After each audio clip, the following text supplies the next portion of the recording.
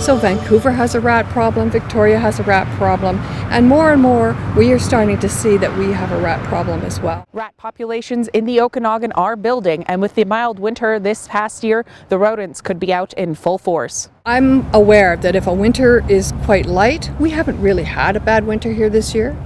I hear from Vancouver and the more southern communities that they have explosions of rat populations.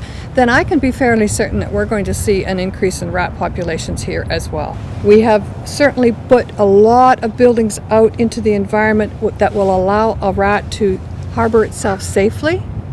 And if we're not really careful about our human attractants, we're going to get rats. The best way to keep rats away is to check your property for the ways they can access it and make sure to remove them.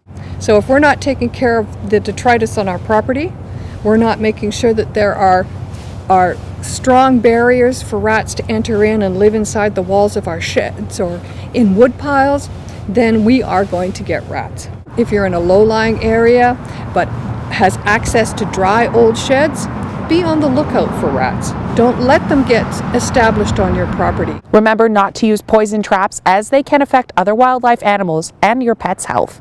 If you just put some poison down, you can imagine the non-target species that rat may infect if it takes in that poison and then gets out into the community, and as they start to dehydrate, they get disoriented, and then your dog or your cat or a raptor can pick up that rat. So we certainly don't advocate the use of chemicals if at all possible.